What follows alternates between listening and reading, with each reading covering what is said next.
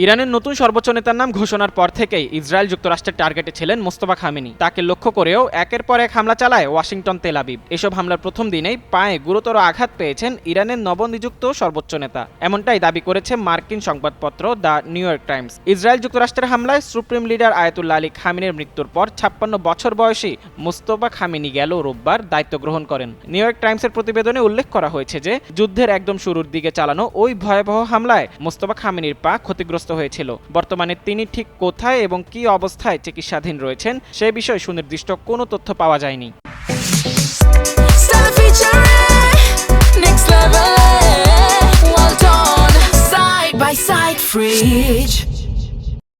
দায়িত্ব গ্রহণের পরও এখন পর্যন্ত তিনি কেন জনসমক্ষে বা টেলিভিশনে ভাষণে উপস্থিত হননি, এই শারীরিক আঘাতই তার অন্যতম প্রধান কারণ হতে পারে বলে বিশ্লেষকরা মনে করছেন। তেহরানের রাজপথে তার ছবি সম্বলিত ব্যানার ও পোস্টার দেখা গেলেও নেতার অনুপস্থিতি সাধারণ মানুষের মধ্যে নানা প্রশ্নের জন্ম দিয়েছে। একদিকে দেশের অভ্যন্তরে যুদ্ধকালীন জরুরি অবস্থা এবং অন্যদিকে সর্বোচ্চ নেতার আহত হওয়ার খবর ইরানি সামরিক বাহিনী ও জনগণের মনোবলকে চ্যালেঞ্জের মুখে ঠেলে দিয়েছে।